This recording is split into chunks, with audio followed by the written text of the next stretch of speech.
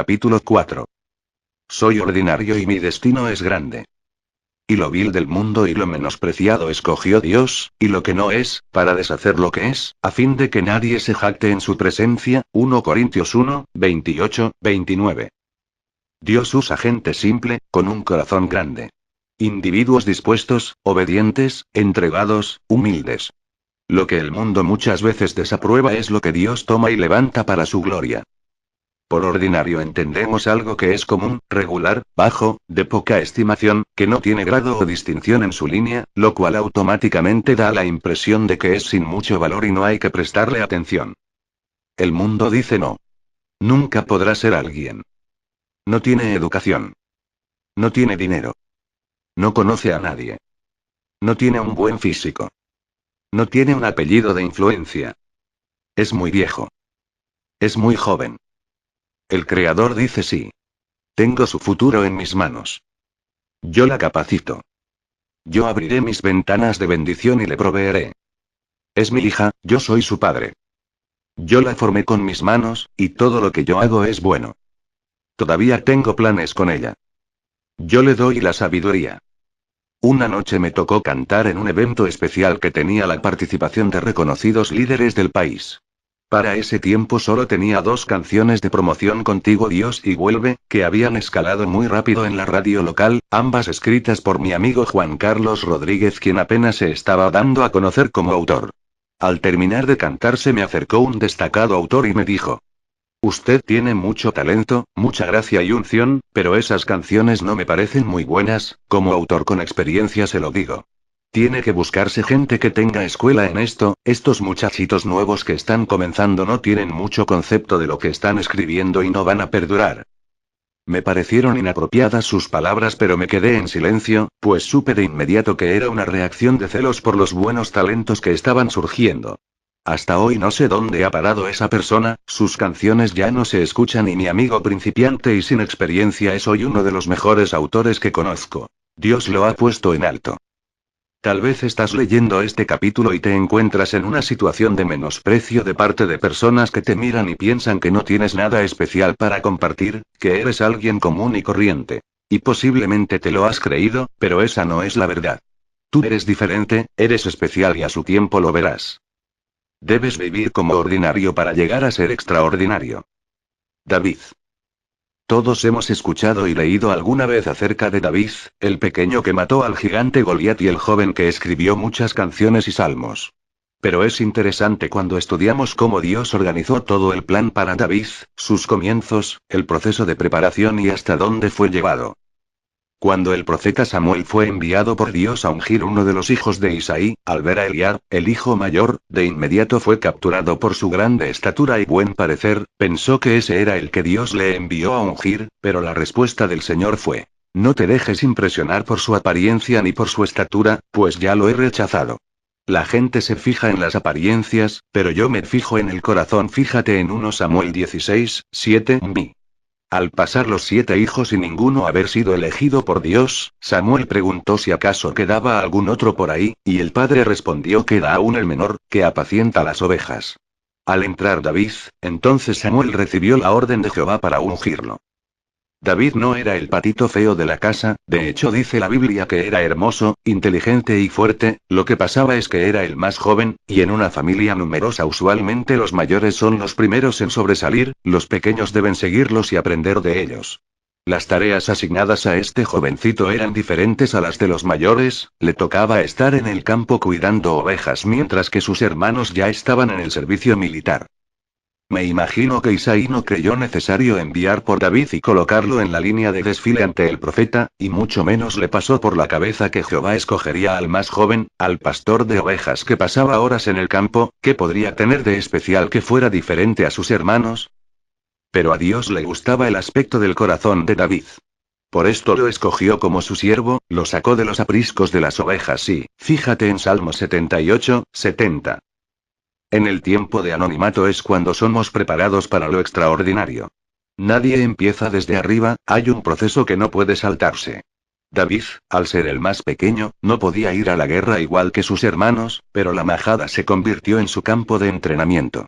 Su astucia, fuerza y atrevimiento fueron habilidades que desarrolló mientras pastoreaba las ovejas en el campo. Cuando el pequeño decidió que podía ir a enfrentar a Goliat, el rey Saúl no consideró una buena idea que este muchacho sin experiencia en la guerra fuera a pelear con un grandote experimentado. Pero David dijo: Tu siervo era pastor de las ovejas de su padre. Y cuando venía un león, o un oso, y tomaba algún cordero de la manada, salía yo tras él, y lo hería, y lo libraba de su boca. Y si se levantaba contra mí, yo le echaba mano de la quijada, y lo hería y lo mataba. Fuese león, fuese oso, tu siervo lo mataba. Y este filisteo incircunciso será como uno de ellos, porque ha provocado al ejército del Dios viviente.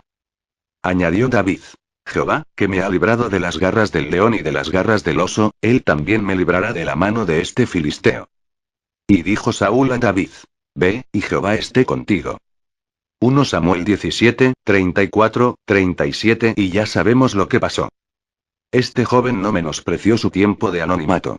En lugar de estar triste y desanimado porque le tocaba estar detrás, donde nadie lo veía, haciendo un trabajo duro, aprovechó el tiempo debidamente. Allí aprendió a tocar el arpa, a pelear, a escribir y a conocer a Dios. Se me ocurre decir: un alumno no se gradúa de doctor sin antes pasar sus estudios primarios, secundarios y universitarios, luego recién obtiene un título. Un militar es bien entrenado antes de ir a la guerra. Igual pasa en el área ministerial, antes de ser promovido debes pasar tus exámenes. Después de 20 años del día en que David fue ungido, cuando ya estuvo listo, fue coronado como rey. ¡Wow! ¿Tuvo que esperar todo ese tiempo para probarse la corona? Sí. Para cualquiera de nosotros eso sería una eternidad. ¿Te fijas? Ya los planes de Dios para este joven estaban claros y definidos, pero le tomó un largo tiempo prepararlo antes de usarlo a tan alta escala. Esto como que da esperanza, ¿verdad? Aunque Dios se tome el tiempo que sea, su promesa la cumplirá. Si el proceso de entrenamiento es largo, significa que estás siendo preparado para algo muy grande. No menosprecies tu majada, el lugar de tu comienzo, ese es tu campo de entrenamiento. A la hora de buscar un escogido, Dios no va a la casa de los más prominentes y de entre ellos elige el favorito del papá o la mamá. Él tiene su propio concepto de lo que es valioso, preciado, lo mejor. Él busca en cualquier rincón y elige un corazón humilde, sencillo, dedicado, entregado, y lo prepara, le da la forma apropiada, luego lo levanta para ser cabeza en las naciones. David empezó como un simple pastor de ovejas y terminó siendo un rey. Un consejito. No trates de encajar en los prototipos que el mundo te da. No busques ser el más atractivo, el más famoso, el que tiene más influencia. Que tu propósito sea hacer la voluntad del Padre, y te garantizo que Él será tu mejor contacto y el Espíritu Santo será la más grande influencia que necesitarás. Cualidades de David que ayudaron para que el propósito de Dios se cumpliera en él. Amaba a Dios con todo su corazón. Era prudente en todo lo que hacía. Su confianza y seguridad estaban en Dios y no en sus fuerzas. Fíjate en 1 Samuel 17, 37, era un chico valiente y diligente. Estaba preparado para cuando llegó su oportunidad. Fíjate en 1 Samuel 16, 17, estas valiosas cualidades son las que merecen la pena perseguir. Ama de Dios, guarda tu corazón y procura estar listo para cuando llegue tu momento. Puedo usar a alguien como tú. La mujer de Samaria. Es evidente que esta chica no tenía la mejor reputación.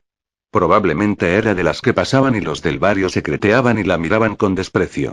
En su currículum aparecía una lista de hombres con los que había tenido una relación, y seguía añadiendo más. No se saben las circunstancias que la llevaron a tomar esas decisiones, quizás tuvo una niñez frustrante, fue abusada, se crió en la calle o vio malos ejemplos de sus padres y... solo sabemos que no estaba en la lista de las señoras admirables de la ciudad. Jesús, sabiendo de su necesidad espiritual, preparó la ocasión para encontrarse con ella. Su primera reacción al encuentro con el Señor fue un poco brusca y directa y no sé si Jesús tenía un acento o algo particular que hiciera notar de qué pueblo era, porque cuando le habló la mujer se dio cuenta de que no era del lugar, y sus pueblos no se llevaban bien. Lo que sí puedo notar es que pasó muy corto tiempo para que ella rápidamente abriera su corazón al toque del Maestro. Su sensibilidad fue necesaria para que el cambio ocurriera. De ser una mujer señalada, se convirtió en una predicadora, no en una plataforma y con un micrófono, sino que sin perder tiempo anunció a todos los que podía con quién se había encontrado. Y no le dio vergüenza admitir que había hecho cosas no muy buenas, porque dijo: vengan a ver a este hombre que me ha dicho todo lo que he hecho, es decir, mis malas acciones. Su arrepentimiento fue de corazón y estaba dispuesta a dejar el pasado y comenzar una nueva vida. El testimonio de una mujer común, de pueblo, cambió la vida de muchos. Y como si fuera poco, ella pasó a formar parte del libro más importante de la historia del mundo. Qué magnífico es el plan de Dios para sus hijos. Y cuán grande es su amor. Tu pasado, pasado es, y Dios no lo recuerda más. Ahora es tiempo de construir una nueva historia. Si la manera en que has vivido tus días hasta ahora no fueron ejemplares, lo más probable es que Satanás constantemente te acuse y te haga sentir sucia, o insignificante y sin nada de valor para que Dios te pueda usar. Eso es una mentira. La palabra enseña que si alguno está en Cristo, es una nueva creación. Lo viejo ha pasado, ha llegado ya lo nuevo. 2 Corintios 5, 17 b. Eso es. Suelta ese viejo y duro pasado y deja que el verdadero plan por el cual estás en este mundo se cumpla. Ahora vienen mejores tiempos. Después de la adversidad tu sueño se hará realidad. Me encanta leer biografías. Me inspira saber cómo fue el comienzo de todas esas personas que hoy son llamadas exitosas o forman parte de la historia. Muchas veces el enfoque está en lo que han logrado, pero nos olvidamos que hubo un proceso para llegar allí. Hablemos de José. El soñador, así lo llamaban sus hermanos en tono de burla. Era un joven trabajador, pastor de ovejas y obediente a su padre. Sin embargo, tuvo que cruzar un difícil desierto para ver el cumplimiento de los sueños que Dios puso en su corazón. Fue escogido con propósitos extraordinarios, y el enemigo quiso tronchar esos planes usando a sus propios hermanos. José fue concebido cuando su padre ya era viejo, lo cual hizo que lo apreciara mucho. Jacob lo amaba como a ninguno de sus otros descendientes, y esto provocó que sus hermanos le tuvieran envidia y celos. La situación se agravó el día que el joven tuvo un sueño, que parece lo emocionó tanto que no lo pudo callar y lo contó a sus hermanos. A partir de ahí comenzó el fuerte trayecto. Pero, a través de su sufrimiento, podemos confirmar lo que dice Romanos 8, 28, Dios puede transformar nuestro caos en la bendición más gloriosa que nos podamos imaginar. Aún en medio del dolor, la soledad, la tristeza, la enfermedad, el abandono o el acontecimiento más desastroso que pueda estar ocurriendo en tu vida, puedes estar confiado de que al final todo cobrará sentido. Los hermanos metieron a José en una cisterna vacía, después lo vendieron a un grupo de ismaelitas. Esa gente lo entregó a Potifar, oficial del faraón. Estuvo como esclavo, fue sirviente, más tarde acusado por algo que no cometió y encarcelado por alrededor de 2 años y medio y ¡uf! ¡Qué proceso! Es difícil imaginarnos en una situación similar. No solo lo llevaron del lado de su padre que lo cuidaba con esmero, sino que es casi seguro que pasó hambre, inestabilidad, incertidumbre de no saber qué pasaría con él, y el dolor agonizante por el daño que su propia familia le estaba causando. No sé si en medio de todo eso José se quejó o cuestionó a Dios, no aparece en la historia, pero es muy claro que no se rindió. Aún en medio de la adversidad hizo todas las tareas con excelencia, con dedicación, y su actitud lo fue colocando en lugares más privilegiados. Encontramos en la historia que Dios estaba con José, y su favor lo hizo prosperar, todo lo que tocaba florecía, nunca se apartó de su lado, fíjate en Génesis 39, 5. Muchas veces el ladrón de los sueños trabaja en nuestros pensamientos, precisamente en el momento de mayor vulnerabilidad, para tratar de convencernos de que Dios nos dejó solos en medio del camino. Que esa visión era pura idea nuestra, que Dios cambió de planes. ¿Y ahora qué vas a hacer? ¿Estás estancado?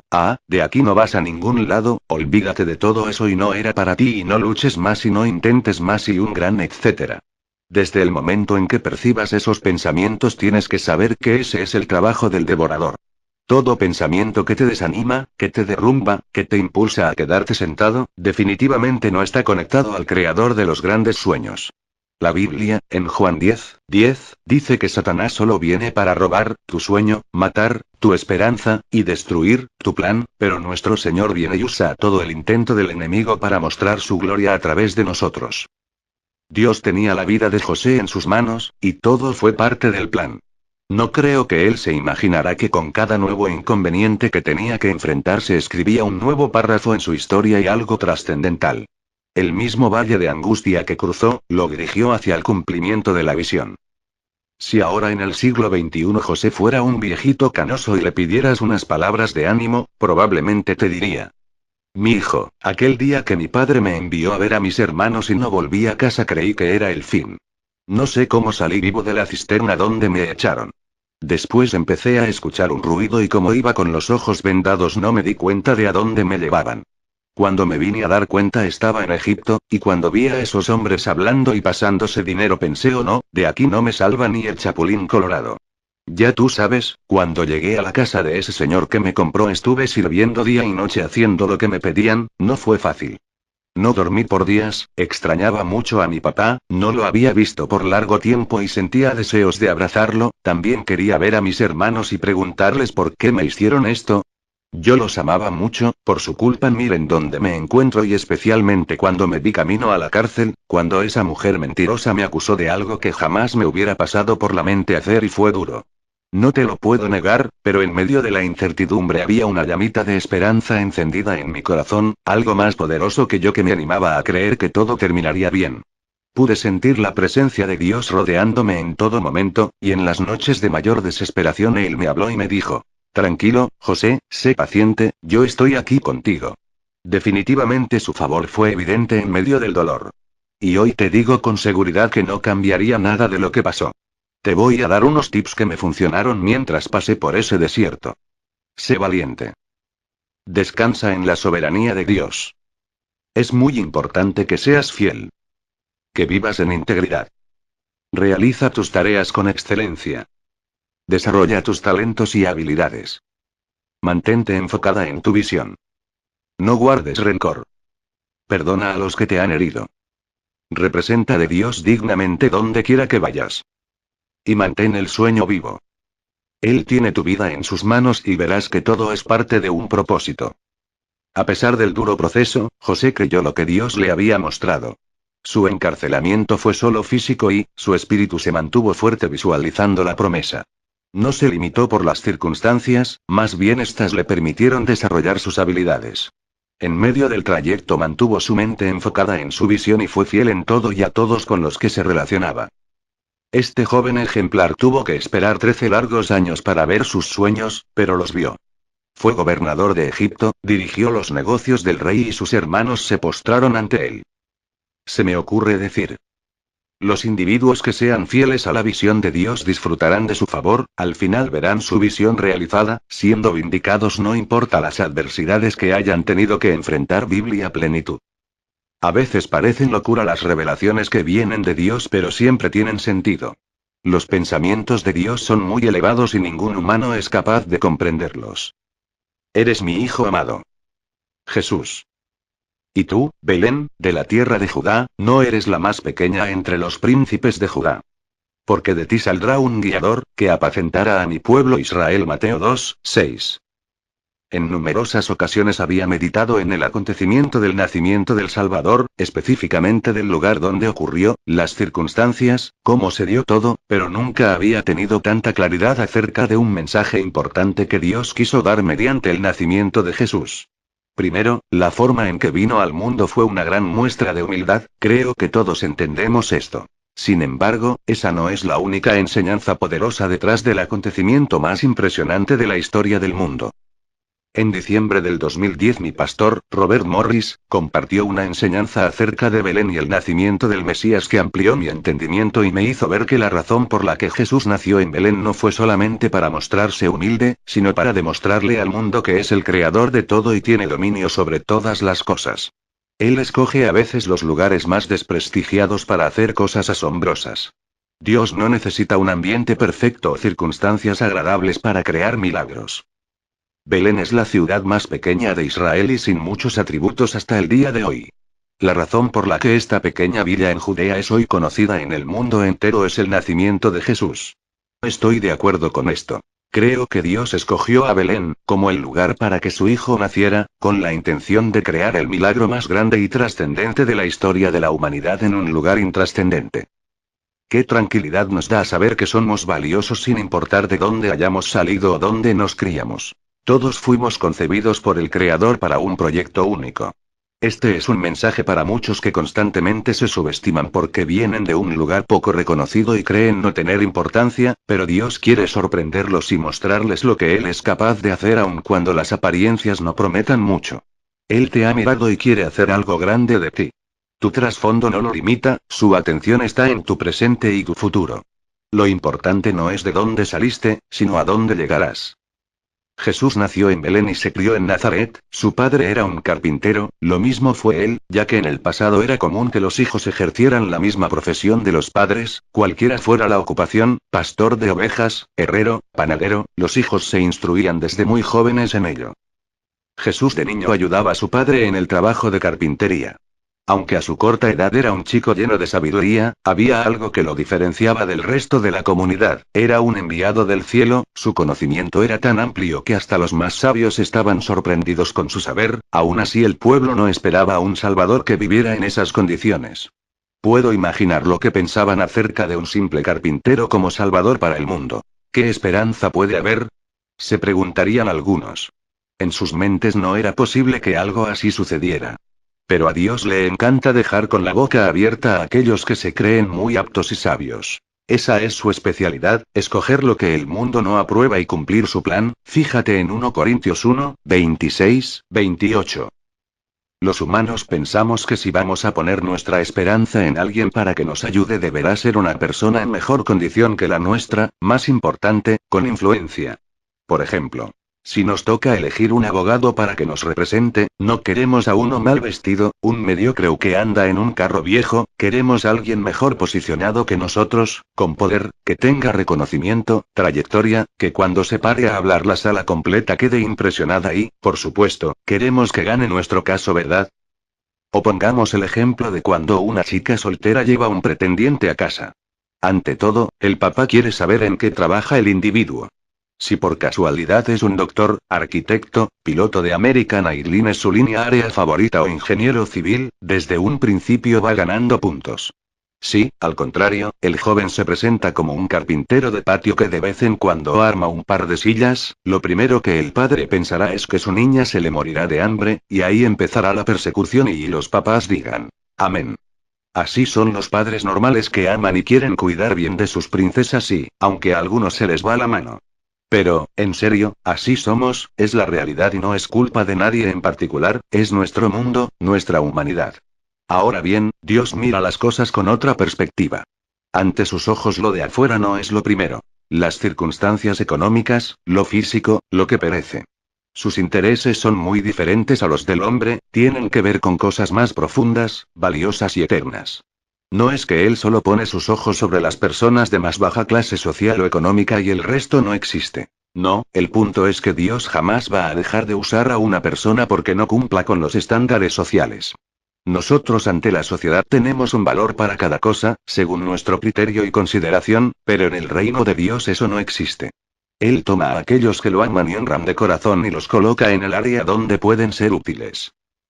Tal vez, si Jesús hubiera aparecido en toda su gloria, con mucha pompa y rodeado de ángeles, no hubiera sido chocante para la gente y todos hubieran creído, pero él decidió tomar la naturaleza de siervo, igual a los seres humanos, y en humildad se hizo obediente hasta la muerte, dice la palabra. Su recompensa fue ser exaltado al mayor grado posible y se le dio un nombre que está por encima de todos los nombres. Su obediencia de muerte fue recompensada, fíjate en Filipenses 2, 9. De todos los ejemplos de personas que yo pueda mencionar en este libro o de los individuos más dignos de admirar del mundo, nadie es, ha sido o será como Jesús, nadie, y por ello debe ser el principal ejemplo para ti y para mí. Cuando trato de hablar de Jesús las palabras faltan y mi mente no es lo suficientemente sabia para describir tanto poder y perfección, pero me atrevo a destacar unas cualidades que nuestro maestro poseía que son dignas de imitar. Seguridad. Nadie ha hablado con tanta convicción. Yo soy el camino, y la verdad, y la vida. Nadie viene al Padre, sino por mí. Eso es seguridad. Hay que entender que Jesús era Dios, pero también era hombre y sentía como humano, sin embargo eso no lo detuvo. Por encima de las burlas y el rechazo, siguió adelante y llegó hasta el final. Tenía identidad y un propósito definido. Quizá pudo parecer poco refinado a los ojos de los hombres, mas eso no le importó, porque sabía quién era, lo que dijeran de él era su menor preocupación, vivía enfocado en cosas más importantes. Su identidad la había recibido de su padre, él era su hijo amado y su padre estaba satisfecho con su vida, eso bastaba para tener confianza. El día que fue bautizado por Juan el Bautista, su padre le confirmó su amor y agrado. Tú eres mi hijo amado. En ti tengo complacencia. Lucas 3:22. Me parece vital que Jesús escuchara estas palabras de afirmación justo antes de lanzarse de lleno al ministerio. Todo estaba dicho y escrito acerca de los contratiempos que enfrentaría en tan difícil tarea, no era sorpresa para el cielo. Una estrategia usada por el enemigo, para que los hijos de Dios no alcancen su más alto potencial, es la inseguridad. Joyce Meyer dice que Satanás odia a la gente que está segura de lo que es en Cristo. ¿Sabes por qué? Porque al momento que dudas de quién eres, dudas de tu Creador, de Jesús. Porque al instante que le permitimos a Jesús entrar y vivir en nosotros, ya no somos nosotros los que operamos. Ya no vivo yo, mas vive Cristo en mí, decía el apóstol Pablo. El mismo poder que resucitó al Señor, después de haber estado muerto por 3 días, es el mismo poder que vive en ti. Así que, cada vez que el enemigo te asuste o te acuse, recuérdale su derrota. Recuérdale que tu victoria ya está garantizada desde el día en que el Salvador entregó su vida. Eres un hijo de Dios. Que se te grabe esto. No eres cualquier cosa. Pero tienes que creerlo. A la hora en punto que empieces a creer y declarar tu identidad, te aseguro que el enemigo pensará 2 veces antes de meterse contigo. No porque no lo quiera hacer, sino que no puede resistir el poder que se libera al declarar lo que dice Dios. Los días que me levanto sin mucho ánimo o me siento enferma, es mi oportunidad para decir lo que soy. Y te cuento que inmediatamente mi estado de ánimo y mi perspectiva cambian. Inténtalo y te acordarás de mí. Es más, ni siquiera esperes a sentirte mal o inseguro, desde que te levantes mírate al espejo y empieza a hablar cosas buenas de ti y del nuevo día que estás a punto de enfrentar, esta acción tiene un efecto poderoso. Jesús sabía quién era y se movía consciente de su poder. Por tal razón, ni Satanás ni la gente pudieron impedir el cumplimiento de su ministerio. Satanás es un doctor en mentiras y un profesional en acusación, pero hay un botón que le apaga a la bocota. La palabra de Dios, y un personaje que lo hace correr. Jesús. El Espíritu de Jehová el Señor está sobre mí, porque me ungió Jehová. Y Isaías 61:1. Jesús era seguro, lo podemos ver en la manera como se expresaba. No era orgulloso ni presumido, sencillamente su padre lo amaba y él lo sabía. Ese amor acallaba el ruido de las voces externas que lo descalificaban. Cuando el padre le dijo, tú eres mi hijo amado. Estoy muy complacido contigo, en otras palabras le estaba confesando. Me complazco en lo que he creado, eres perfecto para el trabajo, en ti he encontrado el corazón y la disposición que necesitaba para la misión, estás listo y ve con mi bendición. Amigo, amiga, joven, jovencita, si el Padre te escogió y te preparó para una labor, también te ha dado su bendición. No tiene que atormentarte lo que otros piensen o digan. Miles de jóvenes en el mundo se dejan minimizar por los estereotipos que la sociedad ha establecido, sienten que no son lo suficientemente interesantes para ocupar un lugar importante, y en su mente se han creado la idea de que son víctimas y nadie los va a aceptar porque no van acorde con lo que los demás esperan. Bueno, permíteme decirte que el ser humano siempre juzga por lo de afuera pues no tiene la habilidad de ver lo que está adentro, solo Dios tiene esa capacidad. Es el único que lo ve todo y lo conoce todo, a él no es necesario conquistarlo con nuestra belleza física ni impresionarlo con nuestra inteligencia, nos conoce de verdad y nos ama tal cual somos. ¿Entendiste? Él te ama así y así nada más y tal cual estás. Jesús ya pagó el precio por tus imperfecciones, por tu incapacidad, por tus errores y ahora en él tienes toda su perfección. Ya no vives tú, ya no hablas tú, ahora Cristo es quien da la cara por ti, es el abogado perfecto que te representa. Cuando Jesús sale a defenderte o tú mencionas quién está en tu defensa, todos tus acusadores cierran la boca y se retiran. Si creemos en Dios y en su palabra venceremos al mundo. Cuando me hacen preguntas acerca de cómo hallar seguridad, mi recomendación siempre es la Biblia, es la única forma para callarle la boca al mundo. Jesús venció las tentaciones de Satanás con la palabra de Dios, y tú puedes usarla también. Cuando sientas la presión y los ataques, refúgiate en la bendita palabra de Dios que declara lo mejor de ti. Se me ocurre decir. La relación entre el hijo y el padre la podemos aplicar a la relación con nuestros hijos. Los padres que prodigan palabras de afirmación en sus hijos forman hombres y mujeres seguros de sí mismos y sin miedo de enfrentar los desafíos y azotes de la vida. Mientras escribo esta parte del libro aún no soy madre, pero creo que he vivido lo suficiente para aprender que este es uno de los mejores aportes que los padres pueden hacer para el buen funcionamiento y desarrollo de sus hijos. Jesús tenía carácter y madurez. Vivió en el mundo pero en ningún momento cambió su forma de ser para adaptarse a él y agradar a los demás, tampoco actuaba de forma complaciente para ser aceptado. Aun cuando lo criticaron por comer con gente que los religiosos y legalistas no aceptaban, gente como Zaqueo por ejemplo, él continuó en busca de los verdaderamente necesitados. Su principal misión fue buscar a los perdidos, no perderse con ellos. Jamás despreció a ninguno por su estatus social o económico ni por su condición espiritual, él no se acercó para juzgar ni condenar sino para ser luz entre ellos, fíjate en Juan 3, 17. No se contaminó, estuvo entre ellos pero nunca se comportó como ellos se convirtieron a él. Fue valiente y responsable. Jesús no se echó para atrás cuando se puso difícil la situación. Se mantuvo firme hasta las últimas consecuencias y cuando supo que había cumplido y la obra estaba terminada dijo: consumado es. Está hecho. La obra de la redención está completa y es permanente. Ahora puedo regresar a casa con mi Padre. Para subsistir en un mundo materialista, un mundo que le pone precio a todo, la seguridad y la madurez son dos cualidades muy necesarias, y la fe y el valor son ingredientes indispensables para mantenernos estables. Fuiste llamado, escogido, Dios te aprueba, te ha dado su Espíritu Santo, ha puesto su gracia en ti, lo cual significa que tienes todas las de ganar. Sin embargo, es una garantía que vas a enfrentar desafíos grandísimos para ver el cumplimiento del propósito. Solo la actitud correcta te permitirá llegar a donde estás destinado. Ama de Dios, guarda tu corazón, sueña, esfuérzate, sé valiente, sé prudente, sigue a Jesús y siempre serás un ganador. Y recuerda, el mundo no tiene la autoridad para definirte. Si te gusta este audiolibro, suscríbete y ayúdanos a seguir subiendo más audiolibros. Comparte y bendice a otras personas. El 90% de nuestra audiencia no se suscribe, pero escuchan nuestros audiolibros. No cuesta nada y ayuda muchísimo. Suscríbete y recibe notificaciones de nuevos libros que estaremos subiendo.